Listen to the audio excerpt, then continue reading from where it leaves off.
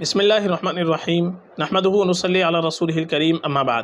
محترم ناظرین کرام، ایک صاحب شایان خان انہوں نے سوال کیا، السلام علیکم مفتی صاحب، یلینا نام کا مطلب بتا دیں۔ وعلیکم السلام ورحمۃ اللہ وبرکاتہ۔ دیکھیے، جو لفظ آپ نے پوچھا ہے یلینا، یہ کافی تلاش کے باوجود اردو، عربی، فارسی ڈکشنریاں جو ہمارے یہاں کی متداول زبانیں ہیں، متداول ڈکشنریاں ہیں جو ہمارے یہاں مشہور ہے، جن کو ہم جانتے ہیں اور پڑھتے ہیں، ان کے اندر کہیں بھی یہ لفظ کہیں سے کہیں تک نہیں مل پایا ہے۔ یلینا جو لفظ ہے یہ کہیں بھی لغات کے اندر ہم کو نہیں مل پایا ہے، اس لیے یہ نام رکھنا بالکل بھی مناسب نہیں ہے۔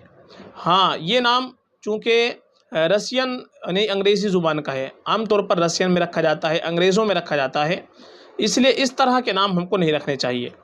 ہمیشہ نام ہمارا اسلامی ہونا چاہیے، اور غیر اسلامی ناموں سے ہم کو حتی الامکان بچنے کی کوشش کرنی چاہیے، چونکہ حدیث کے اندر آتا ہے من تشبہ بقوم فہو منہم، کہ جو کسی قوم کی مشابہت اختیار کرے گا تو وہ انہی میں سے ہوگا۔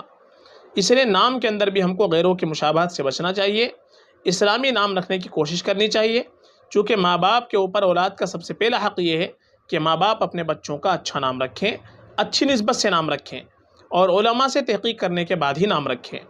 تو یہ جو نام آپ نے پوچھا یلینا، یہ بالکل بھی صحیح نہیں ہے، مناسب نہیں ہے، اسلامی اعتبار سے یہ نام رکھنا ہمارے لیے بالکل بھی مناسب نہیں ہے۔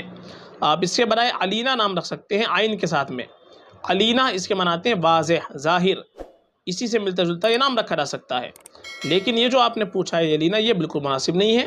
اس کے بجائے بہتر یہ ہے کہ آپ صحابیات کے ناموں پر، ازواج مطہرات کے ناموں پر، جو نیک خواتین گزری ہیں ان کے ناموں پر نام رکھ لیں، یہ اور بہتر ہے۔